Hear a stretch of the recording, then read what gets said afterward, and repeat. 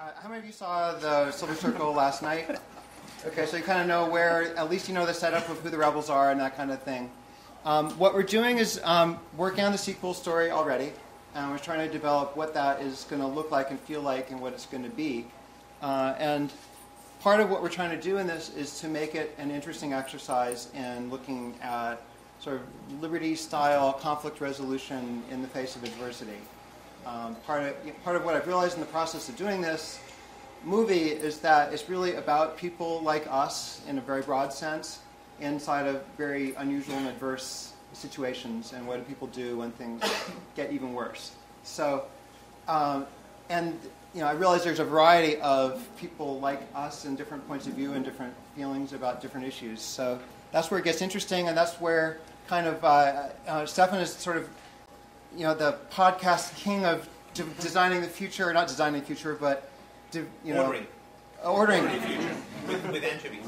But spontaneously ordering the future, and we're trying to work hard to do that in a specific scenario for the movie. So that's my little thought here. I mean, obviously, good story is first in the process of designing this thing. So we are looking at doing this. As you probably noticed, the rebels in the movie are not even designed or imagined to be perfect citizens or to be perfect behavior. They're not a model where everybody's politically correct and pristine is not interesting. And people wouldn't even agree on what that is. So in my view as a storyteller, the wrinkles are what make people interesting. Are way more comfortable. Yeah. The So. chairs.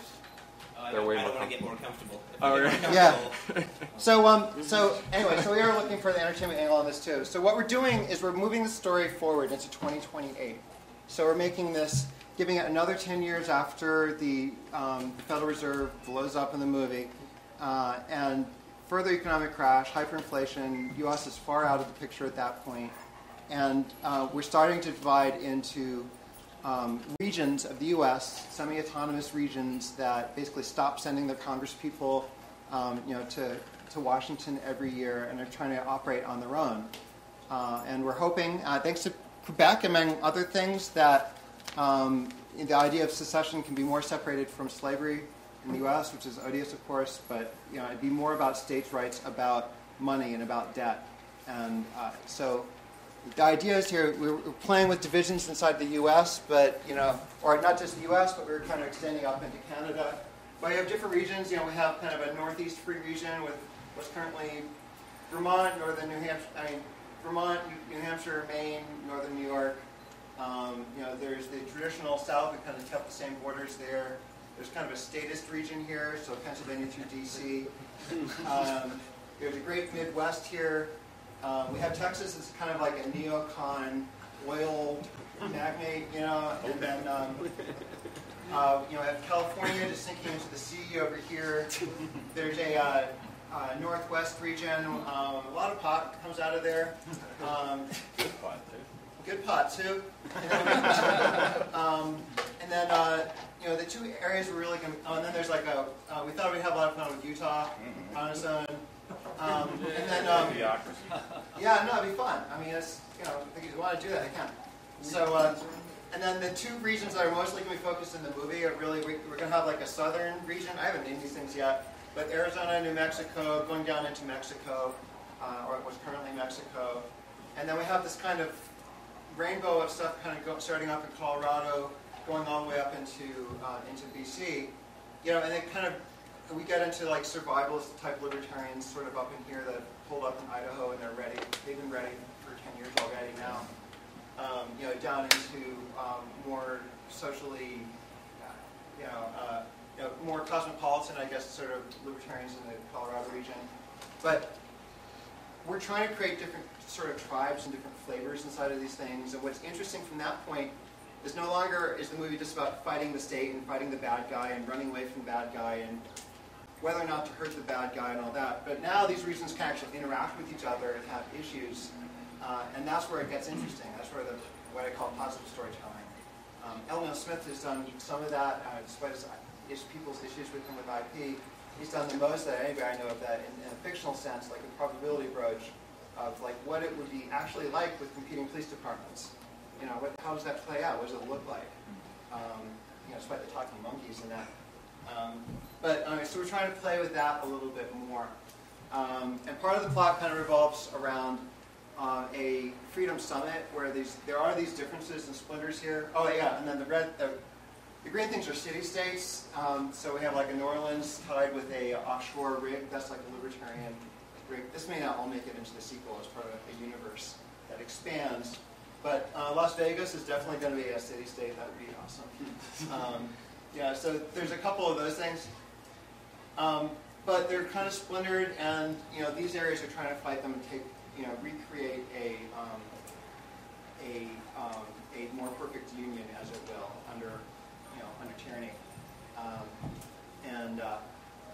So to some degree, they have to unify against these people or find common areas.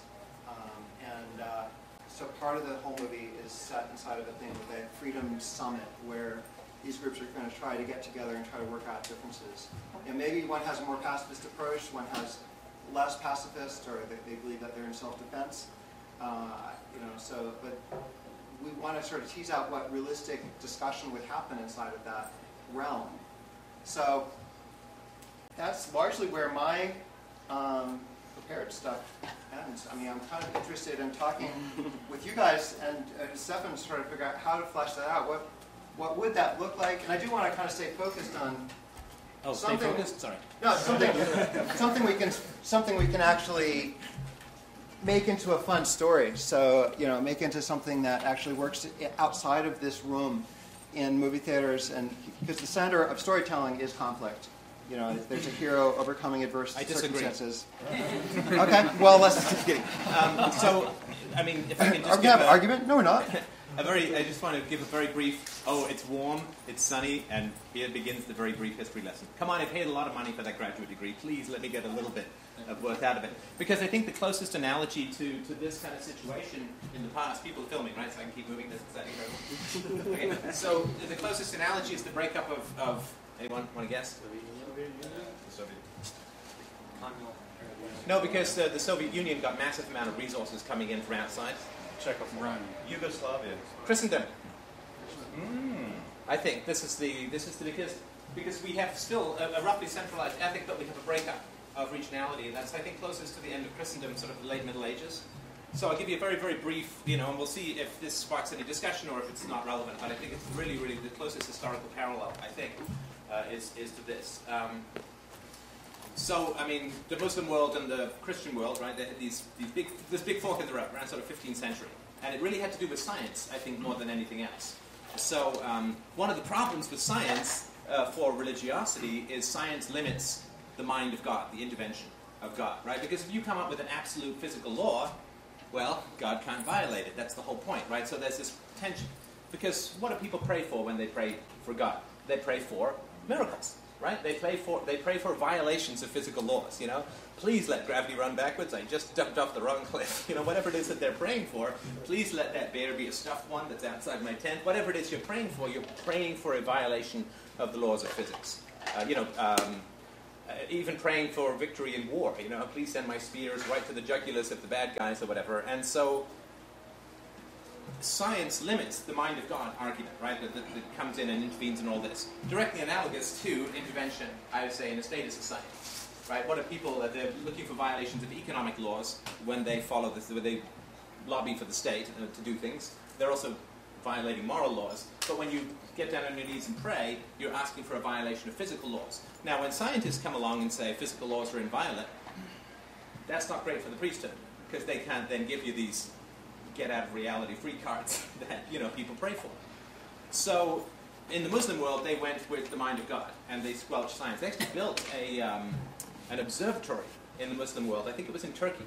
And it was about 15 years, then they demolished it, because the imams were all like, you're limiting God, this is blasphemous, you can't limit God, so constant intervention is the key. So the West kind of went the scientific route, where they said, look, we're just going to go for the scientific laws, we'll deal with that whole mind of God stuff on the side. The Muslim world went the other way for, I think you could argue very catastrophic results. So then, of course, one of the things that happened was you began to get a breakup of Christendom, right? Because some people were very fundamentalist, they didn't like the new science, and some people were okay with it, The popes were actually not too bad with the new science. I mean, you hear about the persecution of Galileo, but a lot of the new science was relatively okay for them. They did actually support some of the scientific inquiries of Copernicus and Tycho Brahe and people like that. But what happened was, as Christendom began to fragment, you got all of these warring sects of Christianity, which I think sort of is analogous to these kinds of states, these kinds of breakups. And what they all tried to do, which may be the case here, what they all tried to do was to try and gain control of the state, because it was win-lose. Whoever got control of the state got to impose violently their vision of Christianity on everyone else. And so the religious wars of the 16th, 17th, and to some degree in Germany, even into the 18th century, were all the result of a breakup of the central ethic, which comes about because of the internet of the time, the Gutenberg press, right? Once you could actually read the Bible in the vernacular, you could all come up with your own interpretations. In other words, when you had direct access to the source material, the monopoly of the belief system began to crack and crumble. And this is analogous to the internet, right? We were just talking about this last night on Free Talk Live, bypassing all of the media, all of the matrix of propaganda, getting to the source material, the source arguments, the actual facts. And that's both within the libertarian community and the information we put out, but also foreign press, right? I mean, if you ever watched RT, they, of course, were very critical because they come from the outside. So at least you get access to that perspective. So the internet, to me, is analogous to the printing press, which gave people access to non-interpreted material, to source material. Because if you wanted to find out about religion prior to the printing press, I mean, all of the services were held in Latin. You couldn't even follow what was going on for the most part. You had to go ask the priest, right? And the priest would say, well, it's like this. And you could never access the source material. So that's like going to the mainstream media and saying, you know, what's the problem with our economic system? Not enough regulations, right? But if you go to the source material, you find out that there's no shortage of regulations, and more regulations have only made things worse, so you can actually get a different perspective. But that causes a breakup in the dominant ethic in society. I think the internet is doing that to status. It's sometimes hard to see, but I think it is really weakening and cracking that. So then you get all of these groups, Zwinglians, Anabaptists, Lutherans, Calvinists, regular old flavor Protestants. They're all trying to get control of the state to impose their will on everyone else. Because if they don't, then the other guys are going to get control of the state and make a centralized state religion. And this was particularly bad in Germany. If you want to know why Germany was such a hellhole for the first half of the 20th century, it's because of what happened for the previous 200 years, non-stop religious warfare. There are travelers who went through Germany in the 18th and 19th centuries and said, you basically could not even pass a tree without seeing some poor sap hanging from it, who had offended some local religious group, and so they missed out on the Enlightenment pretty much because they were just stuck in this religious warfare. And so when they got all of the wonderful weaponry of the 20th century, they still were living in a medieval mindset. And this is why I think they were so brutal. And so this led to, I think, one of the things that was a great advancement in the West, the separation of church and state. Because basically, it was just like, if you've ever babysat like two continually bickering siblings, anyone? Or maybe you've been part of a continually bickering sibling situation. I know I have, and it goes on to this day. And basically, you just go to your separate rooms. Right? Then this was really the church and the state. Everyone was like, we can't have the church. And, like, if you don't have a monopoly of religion, you can't have a unity of church and state, because you end up with endless civil war, everyone trying to get the state to impose their vision on everyone else. And so eventually the philosophers are like, well, we're all going to die if this goes on, so we have to separate church and state. It was not a philosophical evolution, it was a cornered rat. You know, like, we can't survive if this continues, so we have to advocate for the separation of church and state, which was really the foundation of America. So I think you could make an argument, and I'm open to feedback on all this, you can make an argument that we are really analogous. So you had a monopoly of belief system that relied upon a control over information. So we have a monopoly of information in the modern age, which used to rely, before the internet, on the control of information. It also relied on the indoctrination of children, right? All the children of Christendom learned the same stuff. And all the kids of the West learned statism through the public schools. So it's really directly analogous. You get a way of breaking up the thought patterns, of breaking up the information, giving people access outside the propaganda, and then you start to get a huge amount of conflict. Now, we don't want the conflict. Obviously, that's not good. There's like 100 or 200 years of religious warfare in Europe, which was unbelievably horrendous. I mean, just decimated Europe. So we don't want that, and maybe there's ways that we can avoid that. I've talked about that in my show. But when you get this access to source information, you get a breakup of the dominant ideology, and then people try to rush to control the state so they can impose their vision of the dominant ideology of whatever they want on everyone else. You can see this with the Democrats and the Republicans, right? I mean, they're all trying to grab control of the state to impose their vision on everyone else. And if the campaign finance laws were a little less insane, you would get more of a multiplicity of that. But of course, they're keeping that duopoly on the power system. And so when you get that breakup, you end up with society. If the violence goes on long enough, people say, we can't do this anymore. We can't have a unity of church and state because we don't have a unity of religion, so everyone's trying to grab the state, impose their vision on everyone else. I would say that's analogous to the unity that Ayn Rand talked about between the state and economics. Right? She said we need a separation of the state and economics for the same reasons we had to have a separation of the state and religion. Because when you put the two together, what do you end up with? Perpetual civil war, which is what we're living under. It's a little bit more civilized, and it's done in suits, not swords, but the essence of it is still the same, that it's a bunch of jackals all going over the body politic, attempting to grab whatever spleen they can force down their gullet before the whole thing falls apart. Everyone wants a piece of spleen now. Is that just me? I'm hungry. Yeah, no, I gotta go to different metaphors. Sandwich. Let's work with the sexual metaphors. What's that, no? Spleens at the barbecue? Okay, so the public bends over, grabs their shoelace. Okay. So we will get to the point with this increased conflict that we're seeing. The conflict is largely invisible to the majority at the moment because it hasn't collapsed yet. But when the impossibility of the unity of state and economics is visible to people, and I think that's a lot of what we're trying to do, is to get this out, that this is civil war, that this is violence, that this is theft. That's why they're separating, is they want their own money, they want their own economics and independence from the fiat state that's there. Right, and this to me would be analogous of, your Anabaptists, your Zwinglians, your Calvinists, your Lutherans, all wanting separation from the Catholic Church.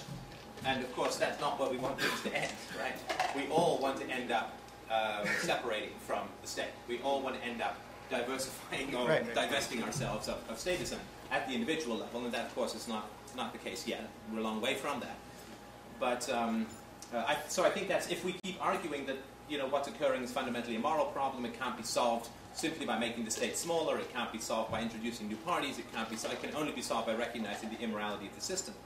Then I think we are in a different situation. But I think that's the closest, and you guys tell me what you think, but I think that's the closest analogy, because the example of Soviet Russia was given, and certainly that was a collapse.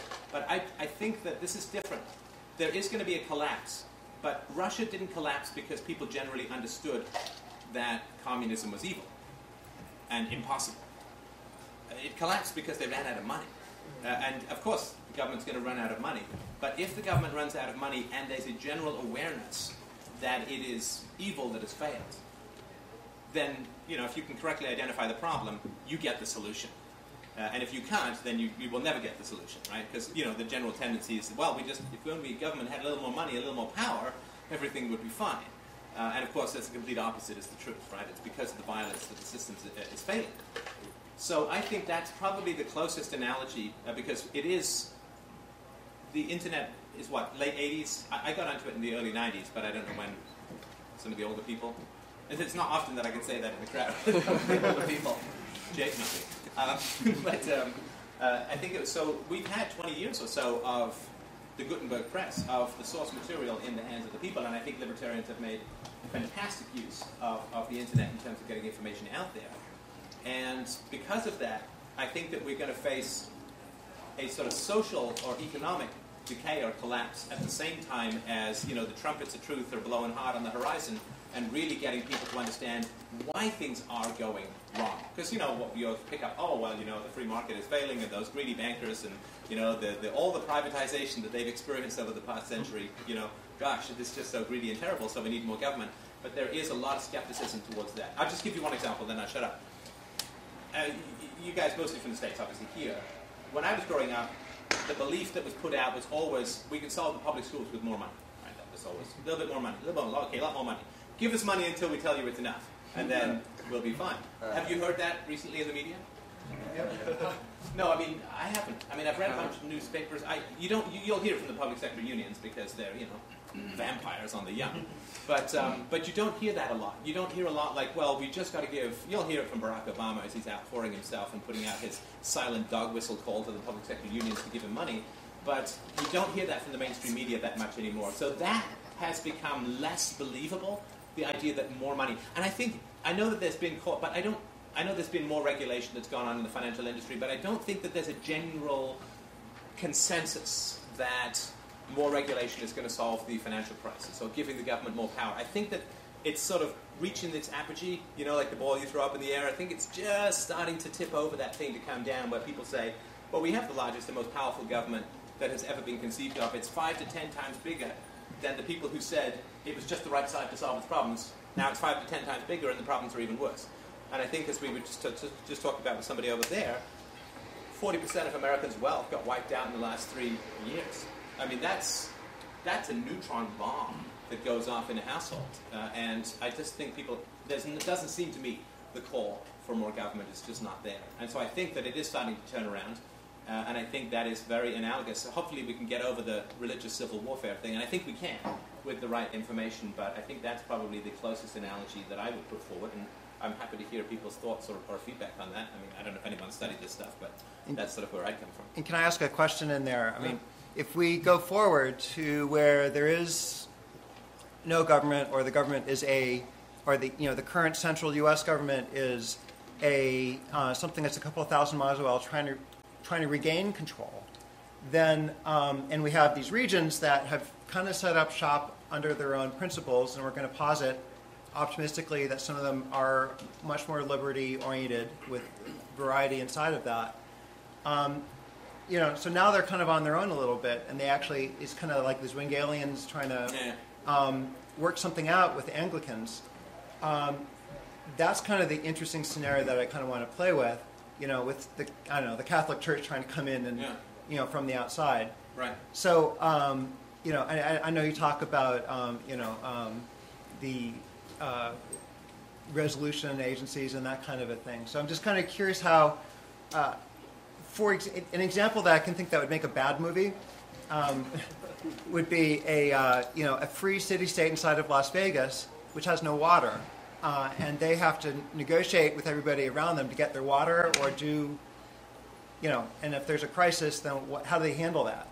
But there's no central state involved in that anymore. They're negotiating with the 4 regions that are around them in this scenario. Well, but what you have here is, as far as I understand it, this is the scenario of the movie. This is closer to the late Protestant Reformation because they're all arguing about flavors of statism here, right? Yeah, and they're fuzzy lines, yeah. Right, but I think, let me be the script writer from hell, but I think that what you need to have in there, to me the central conflict is between versions of statism and virtue, and no state, and the non-initiation of force, right? So the argument is that the slavery was not ended because, people thought it was kind of economically efficient. Of course it was, but what fundamentally drove the end of slavery was the repeated moral argument that it was immoral. And because once you get that argument, then you don't argue about flavors of statism. It becomes a binary proposition. We either have slavery or we don't. Slavery is either acceptable, and maybe we can get rid of some of the more beatings, or it's immoral fundamentally. And so these different flavors of statism, let me give you how I think it would play out, because I'm just going to talk all day. Just get comfortable. It's over. It's over. No audience participation. I'll be very good. I guarantee, I can tell you from history what's going to happen here. What's going to happen here is these guys down here, okay, not Texas, Arizona is, okay, not Arizona, wait. Utah. Anyone? Utah. Okay, Utah, you don't really want to talk about. So Utah, let's say, is going to get rid of a whole bunch of regulations, and they're going to collapse their state down quite a bit, creating a giant sucking sound of everyone going, hey, I hear in Utah it's pretty free. And they'll come pouring in here, right? And so then these guys will respond by trying to draw them back and say, don't go, we'll cut our income tax in half, we'll give you all the lap dancing you can handle, whatever it is that they'll offer them. They will try to even this out, right? So there'll be a race to the bottom in terms of government size. So that's the idea behind states' rights, right? You've got these choices because, it's immoral for your government to send you here, but it's totally moral for your government to force you out over here. Overseas is evil, but, across Texas is fine. But that's the argument, or the idea, that they're all just going to compete to draw resources and people, and they're going to have to offer freedom in order to do that. Oh, I was going to make a point about this Pasha. What I think you should do. The first one of the afternoon, I think. Yeah. What I think you should do is put something in there like the Woodlands, Texas. If you know the Woodlands, Texas, they're a city of 100,000 people, and for 40 years they didn't have a government. Now they're being forced to by the state essentially. But you know, they have lots of rules, and it's all by agreement from the landowners.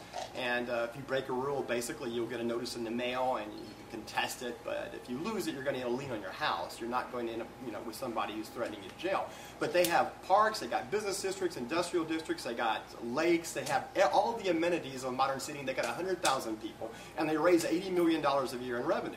You know, and it's all through agreement. And so I think that that's a model for how a city could be, because ultimately you could actually put into those agreements anything you want. You could put in security, you could put in there, you know, justice and arbitration, and anything you want to make it work. So how do they do police? The state manages the police and the schools and the fire. What they manage with the agreements are all the parks, they don't manage the roads, though some homeowners associations in Southeast Texas do. They manage all the building codes and all of the way what makes the city work, right, and that sort of thing. Oh, cool. And anyway. But this won't work. I mean, the states' rights thing, it won't work because, let's say Utah does become the Mecca and lots of people go there, and is Colorado an Atlas Shrugged is the state, right. I think. Actually, yeah, there was a lot of mining in the movie too. I mean, but they're looking for the Lost Lysander mine. Okay. But that's going to be in Ouray, Colorado, which you know what's way more dramatic than mining? Data mining. Data mining. That in the movie. Like typing. Typing? Ooh. Mining is cool. There's big machines and stuff. You know, carpal tunnel and everything. Yeah, I'll have to try They're that. not hiring me yet. I don't. Maybe you guys are putting. Mining is cool. They got big, beefy machines and underground tunnel. We're kind of like a gunfight inside of a mine, inside of a But tunnel. in data mining, they have server rooms that go. Yeah, that's good. Well, we are basing it in, or we're currently thinking of basing it in Ouray, Colorado, which is what Gulch was designed upon. Okay, so somewhere here's Colorado. Okay, so, but let's go back to Utah since it's got a nice box around it. So land and nitric underpants. They draw everyone in here because they want to, you know, be free and all that. And so what do you get? You get a huge productivity growth. Right, massive. The economy is going to grow like China on steroids, 10% a year, 12% a year, whatever it is, right? So they're going to double their wealth in like 5 or 10 years. So the government's like, because there's still going to be some sort of statist organization here. So whatever they're getting in taxes is going to go up hugely, and also because people are so much more wealthy, you can tax them more and they won't resist. This is the great danger of the free market when you still have a government, right? So why was there a revolution in Egypt? Because the price of wheat went up 40% or 50%. And people living on $2 a day can't live anymore, so you have a revolution, right? It never comes from the middle class. Anyway, so, but if you know, we can get taxed at 50%, if we're making $50,000 a year, we're still pretty comfortable. And certainly relative to history, we're the most comfortable of all. So if you get, Utah becomes some free market mecca, everyone goes there, you get this massive productivity growth, then the government can tax more, the government can use that productivity growth as collateral to, say, the Chinese, who would be somewhere we. But they would use all of this as collateral, and then you would get a hyper growth of the state again, right? And they would start bribing people and hiring people, the same, you know, same thing all over again. And there's